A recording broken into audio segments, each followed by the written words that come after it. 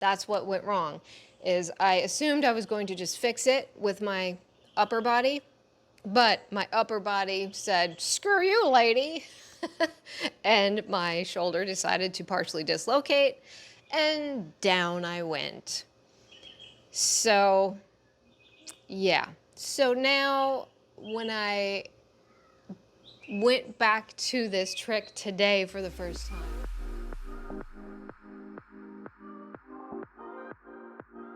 hello and welcome to episode 11 of Pole Dance Rants. I am Vina with Studio Vina, a website where you can learn to pole dance at home with me. Today we are talking about coming back to a trick or even back to pole in general after a fall. This is very dear to my heart, and I've been kicking around for several months if I should talk about it, if I should make a video, and as of today, I decided I would, because I fell for the first time ever in September. I've never fallen. I've been dancing for 18 years, pole dancing for 18 years, never had a fall. I've caught myself once or twice, but I really do my best to stay within my comfort level, so I'm not, especially because I dance alone a lot, I don't push my limits. So I didn't realize until a few years back that I'm hypermobile. Like, I knew that I had extra mobility in several joints, but I didn't realize that the issues with digestive tract, with low blood pressure, all of these things I didn't realize were connected until about 2-3 years ago. I hit perimenopause, but I didn't know that's what was going on. All I knew was suddenly my very, very regular periods were not. And they are again because I have adjusted my nutrition to help my hormones. But anyway, now when I fell, I was at the point where I was aware that I had issues with perimenopause and my joints becoming too loose, just like random. I would go to the beach and do yoga and I would hurt my ankle. I would just do a few little pole things and I would like hurt my wrist. Like, it was all of these sudden little acute injuries that were happening all over the place that I realized, okay, this has to be tied to perimenopause.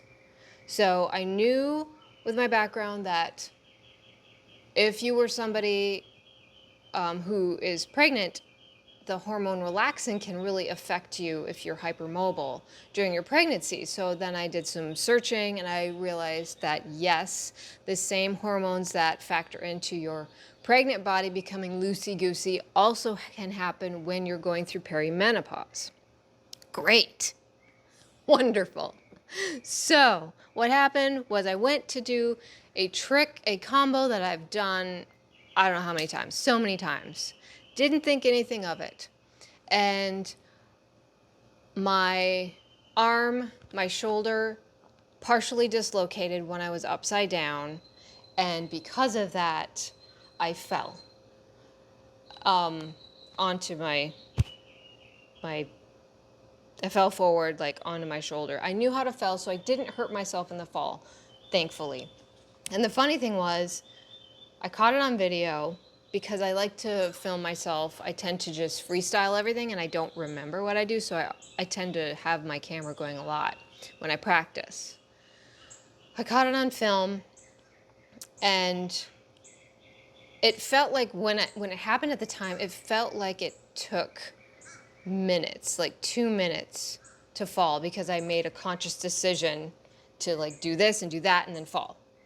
But when I watched the video back, it was just like shoo, and you could barely tell what happened. Like, from an outside standpoint, you'd be like, what just happened here? So that is what happened to me, my first fall ever. I have spent months going back and forth thinking, should I talk about it?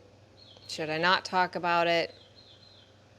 And I am going to show it, not here, but I'm going to show it on my Instagram. Today I made a video of me going through the process of trying this combination that I fell from for the first time.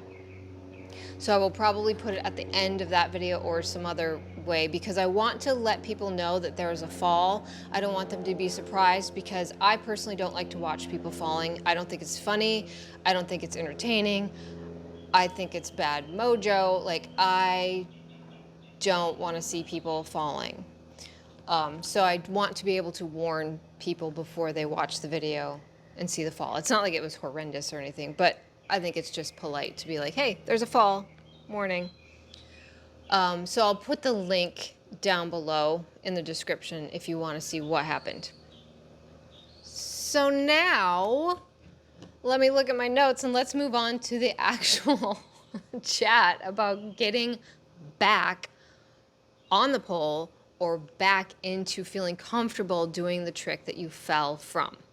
So I'm looking at my notes because I don't want to skip anything for you guys. So let's start off. I want to say I have 3 steps that you should do when you've taken a fall. So number 1 is address any injuries. You know, you fell, check your limbs, see what can move, make sure nothing's broken, you're not bleeding, things like that. So that's step 1, obviously. Step 2, you want to take time once you've addressed any injuries to sit down and unravel what the heck went wrong. If you have it on video, amazing. It'll be a lot easier. If you didn't catch it on video, it's going to be a little bit more challenging. You might have to just quiet your mind. The sooner you can do this, the better, because our minds make things up. So if you can really commit to thinking about what happened right away, because it can be hard, it can be traumatizing depending on how you fell, why you fell. So do it as soon as possible though. Then number 3, you want to address any fears or negative feelings that you have because of that fall or that pose. So those are the steps, and they're not gonna happen all like immediately and I'm done and now I'm back on the pole. But that's the order that I proceeded when I fell. So now let's talk about step 1, which is addressing the injuries. So the first thing you want to do is, check to see if you can move everything, if things are broken, look, make sure there's no bones sticking out or anything like that. Once you have determined that you don't need medical care, obviously if you do need medical care, go right away. If you've established that you're okay, you don't need medical care, or you maybe just need some time to see what's going on, then from that point, you want to ice as soon as possible. Now, I only use ice immediately after, like as soon as possible. After a fall, after I bump myself really hard, that ice is there like as soon as possible. And then I only use it for that first portion of the injury, the acute, right away, immediately. Then next, once I'm done with the ice, I will take THC cream.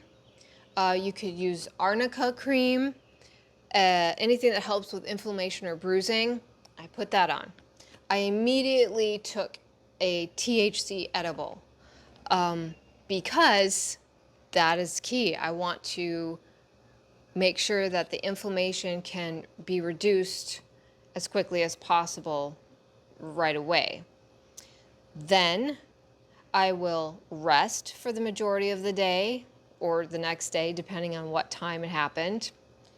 And after the ice has been applied for about 20 or so minutes, from the next time on, I'm going to use heat. All right?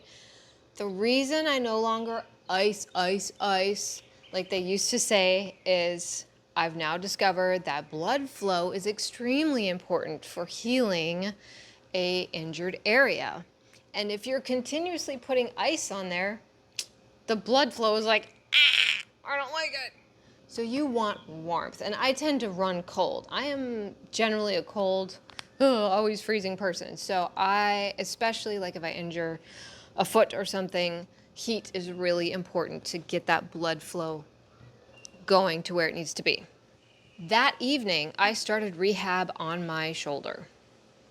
Now, that might seem aggressive or crazy, but I've had a decent amount of small injuries like broken toes. I've never broken a bone other than my toes, and this pinky. And I've addressed it this way, and it definitely works very well. So I started moving it as soon as possible, but within a range of motion where it was comfortable and it did not hurt. It's very important to stay away from pain at this point because you want to help remind your nervous system that it's safe and that moving that limb is safe because you have injured it. You don't want to be like telling yourself, I'm hurt, I'm injured, I can't do this, it's going to hurt, I can't move my arm, because you're reinforcing in your brain that something is wrong and something is bad. So you want to do the opposite. When you go to move that, whatever you hurt, do it carefully, mindfully, slowly, and pain-free, reminding yourself that I am safe. This feels good. I am strong. Okay? So that, I feel our minds are so extremely powerful that it really does make a difference. So I spent the last 8 months targeting my joints, my joint health. I even have 2 new routines for people. It's just upper body and lower body is the other one. It's just for your joints. So if you're hypermobile, if you're in perimenopause, if you're super tight, these routines are going to be phenomenal. Now, I've lifted weights for over 2 decades. I've done strength training. And I can tell you that working on targeting my joints specifically have made me so much stronger. There would be times before where I would be lifting and I'd be like, oh, my shoulder might give out, or, doing a chest press or something. And I'm just like, oh, I'm scared I'm going to accidentally, let my shoulder pop or slip. That doesn't happen anymore. I'm feeling so much stronger. I'm telling you guys, targeting your joints, worrying about your joint health, if you're hypermobile, is extremely important. And it's more than just not locking out your joint. Like, you actually have to train your joints to become stronger and more stable, and it can be done. Okay, off that soapbox. So then it was time, I understood I needed to take care of the injury, and then I needed to start rehab and moving as soon as possible. Then I needed to do step 3, or 2, 2, which is unravel what the hell happened. Thankfully, I had video, and my first thought was what went wrong was, my shoulder partially dislocated. And so what felt like was happening is my arm just couldn't move. Like, it was like locked on the pole. And because of it, I couldn't maneuver into the position that I needed to. And I just fell. But upon further thinking back and really looking at the video, I do remember that when I went, so it starts off with a flag press up or invert or flag mount, whatever you want to call it, where you're in a flag position and you lift yourself up into a brass monkey. And when I did this, I felt a weird pop in my shoulder, and then I felt another snap pop in my hip. And I was like, that's odd, but I didn't pay any attention to it. So when I went up to brass monkey, my knee pit grip was a little funky feeling, but I've done this trick so many times. I'm like, you know what? It's fine. I'm just going to fix it with my upper body. When my hands get to the pole, I'm just going to fix it. I couldn't. That's what went wrong. Is I assumed I was going to just fix it with my upper body, but my upper body said, "Screw you, lady." And my shoulder decided to partially dislocate, and down I went. So, yeah. So now when I went back to this trick today for the first time, I remembered that, but I didn't dwell on it in a negative way. I just focused and said, okay, if the knee grip does not feel secure, I'm not going to move forward. Or if the flag mount feels funky, if I'm feeling clicking or popping or weird sensations in my joints, I'm not going to continue on. I'm going to stop. So that was very important, to sit down and unravel what happened so that I can make a better decision next time. Okay, so what was number 3? Oh, addressing the fear. So number 3,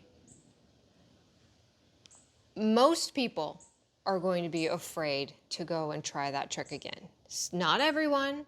That is amazing if you have the type of mindset that's just like, it happens, I'm going to do it again.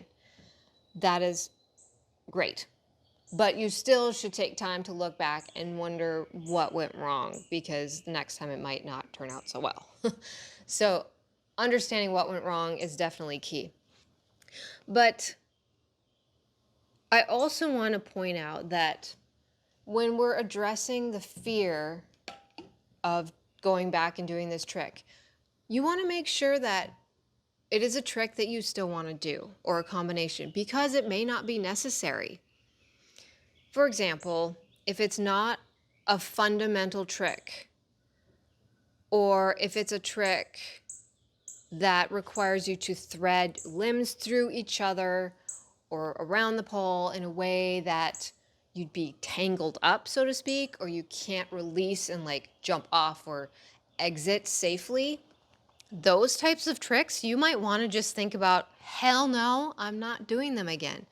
There's a reason why the fundamental tricks that I chose for my training method don't have these issues where you're weaving things through other limbs, because it's not as safe. So if it's a move where there's a lot of that going on, just rethink, is it something that I really need to keep, doing in my repertoire? Or is it something that I can just let go of, or maybe change a little bit? So before you move on, determine, is it something that you should continue with? So to briefly recap again, here's how it went after my fall. I started strengthening my joints. I started journaling. I started visualizing. I started meditating. I removed all negative self-talk. I started low. I went slow. And I knew that I could do it. And I used a crash mat. So when you're ready to get back to that trick, you want to strengthen your joints or do whatever work you need to do. Maybe you have a weakness in one area that caused you to not be able to perform it correctly. So you want to address that weakness, or maybe it was lack of mobility, or maybe it was lack of flexibility. So address whatever it was that caused the problem. Then, as far as visualization goes, my suggestion is to literally, if you have a video of yourself performing that trick properly, watch it over and over, and then close your eyes and visualize it over and over. I've got this. Look at me. I can do this. All right? It works. Meditation. Meditation is helpful because it's similar to visualization, where you could sit down and quietly just think about the trick over and over and say, I am safe, I am strong, I am safe, I am strong, like do a mantra of some sort. That would work. But I just like to, a lot of times when I meditate recently, I don't have a particular goal in mind. I just, it's challenging, especially with our phones at our hands all the time, to just take 10 minutes to sit and do nothing and just close your eyes and see what comes up and then let it go. Don't dwell on it, don't judge it, just see what comes up in your head, what you hear, what's going on. Let go of any attachment to what has popped into your head. Don't judge it and just see what happens for 10 minutes. It sounds easy. It's a lot more challenging than it seems, but it is very helpful. So then removing negative self-talk, that can happen through the visualization, through journaling. And when I talk about journaling, it can be, there's so many ways to journal. You can Google methods of journaling and you're going to find one that probably resonates more with you. So there are a lot of things. And if you're into journaling and mindfulness practice, my Venus Classroom has tutorials that are more mindfulness based, and we practice journaling and things like that. And that doing the journaling can help you remove the negative self-talk as well, because you can go through and write down what it is you're thinking and then judge it and say, wait, is this truth or is this just a story that I'm making up in my head? That's one way. Okay, so go slow. Now I'm back at trying this trick for the first time today. I am not going to go at it 100%, like head on, not thinking through anything. No. I first was like, okay, should I try it today? Does it feel like the right time? Because trust your gut. Like, don't push yourself. If something feels off, don't do it. Okay? Our gut. Trust your intuition. So today I was like, I feel like I can do it. My pole is sticky enough, my skin is grippy enough, I'm not too sweaty, and I'm not too fatigued, and I'm not feeling anxious. Because, I'm somebody who has anxiety. I don't identify with that anxiety, but I am aware that it's something that I have, that I deal with. And for the most part, it's not a problem anymore because I've learned, how to deal with it. But I would not go ahead and move forward and work on this trick if I was feeling anxious that day. That's a terrible recipe. So you have to be feeling good. You have to be in a good space mentally, physically, and environmentally. So start slow. Stay low. I cannot emphasize this as much as I want to. And if you're taking my online classes, you'll know that is my thing. Like, we don't go way up the pole and try stuff for the first time. No, anything I can do to get you into a position where it's low so that it's safe and you have an out, that's what I'm going to do. So I started low, and I only kind of did the halfway. I went into a brass monkey and just tried to feel how my knee pit felt in that position, because it was something that I never even thought of really. Like, I have a class on tips for knee pit grips. Like, I understand knee pit grips. So the fact that I fell out of one was mentally disturbing to me. And that is something that if it happens to you, if it's something that maybe you're known for this trick or you just love this trick so much and it feels like you've been betrayed by your body or the pole or the trick or the studio or whatever happened, write about it and then unravel that thought process of it and tell yourself a new story, okay? The story that I told myself is that now I understand why my joints were behaving this way. I'm not going to let it stop me because I love what I do. So I'm not just going to go find a different job. I love what I do. I'm going to figure out how to work with these joints. And I did. And hopefully I am able to help other people because of this incident. So if I can take something negative and help someone else, great. Like that to me is worth going through that struggle, because without the struggle, the good doesn't seem as amazing, right? Water break. That's one of the things that really tripped me up, and that you may also have to work through, is feeling like my body just betrayed me and there was nothing I could do about it. And I felt that way for about 3 days, and I was like, come on, how many times have I started and stopped pole dancing? Like, tons of times. Am I gonna let this prevent me from doing what I enjoy? No, I will figure it out. And that's what I did.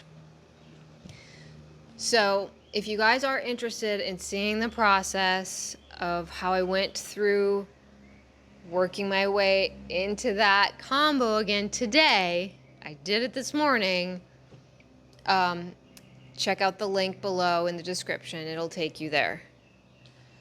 And it's funny because after I completed the whole combo and I felt strong and secure on the last time I did it, I took the time to immediately sit down and feel all of the things I felt, to feel how strong I felt, to feel exactly what it felt in my body, to feel, just remember spatially what it felt like. I tried to just drink it all in so that the next time I am ready to do that, I have positive, good associations with that trick. Now, before I leave you, I want to talk about just falling in general, and the fact that I get really nervous for people when I hear them talking about falling from an invert or out of their inverts. That's not normal. That's not something that just happens. It's not normal to fall out of basic fundamental pole tricks. If this is happening, you need to take a look at how you're training, and if you're going beyond your abilities, because the key to practicing pole dance safely is to know yourself and stay within your limits. And unfortunately, I think people are better at it at home if they're following somebody at home like myself, because I tell you that explain it over and over, stay within your limits. And the way that I structure things on the website, it's building blocks. So you don't jump from doing a pole hold to now let's try and do a jade split. So it's all about progression. And so if you're not familiar with how to progress in a way that builds strength and skill, and maybe you're at a studio that they really push, they're like, no, you can do it, just try it, and you're not feeling comfortable, don't do it. The other thing that bothers me is spotting should not be the person putting you into place and physically holding you. That's how we get into trouble. Spotting should be being there for the person in case they need you. So you should not be training a trick. And this is different if we're talking about higher level elite pole work where you're like doing flips and things that are higher level. Then it's fine, put that belt on that's attached to the ropes and things, and definitely have a spotter to work on things with you, because high level pole work is different. I'm talking about people who go into a pole class, who this is just their fun form of exercise. Maybe you're at a level where you can do a cartwheel mount, an Aisha, things like that. Cool. You should not need to be held in place ever, okay? If someone is putting you up, positioning your arms, positioning your legs for you, that is dangerous. That is not you dancing within your comfort level or your abilities, okay? So it's up to you as the dancer in class to say, you know what, I'm not comfortable with this trick. And your teacher, instructors, you guys need to listen to students. And if they say they are uncomfortable, give them an alternative option, because there is always an alternative. And if you don't understand how to create an alternative or what one should be, check out my website. I have a teacher training course, and I cover these things for studios. And this course is not an extra fee. It's included with any purchase. So it's not something that you have to spend thousands or even hundreds of dollars on. Okay? You can learn this information for 20 bucks. The reason I have it set up that way is I want as many people to have access to safe teaching and learning as possible. That's what it's about for me. I want the pole community to continue moving forward and to continue on. I don't want to see it go away because we're full of injuries. So, again, make sure you are dancing within your ability. And if you're the kind of person who's like, well, I feel like I would never do anything then because I'm always scared, I think you should work through that and unpack that. And if you're always scared, you need to find a studio that addresses pole dance in a block, like in a stepping stone block building way. There are studios out there. I'm not the only person who does this. I was the first, but I'm not the only one. So it's really important. Or go to my website and learn from me. It's really important to trust yourself and be bold enough to say in a class, no, I'm not going to work on this, okay? Or at home, say, nope, it doesn't feel like the right time for me. Or maybe you're on your period and you're like, no, I just feel a little sweaty and weak today. I'm going to skip it. There's absolutely nothing wrong with listening to your body and your intuition. All right, well, hopefully that was helpful. Again, I debated on whether or not I wanted to talk about it, not because it was embarrassing, but I just wanted to make sure that I had done the work myself, because I think it's really important for me to, I don't like to talk about things that I don't have personal experience with. You know, I don't like to just read about something and then blab it back to you. I like to actually experiment on myself and say, hey, yes, this worked. And it was helpful. So I will see you guys next time, and happy polling, everyone. Stay safe. Bye.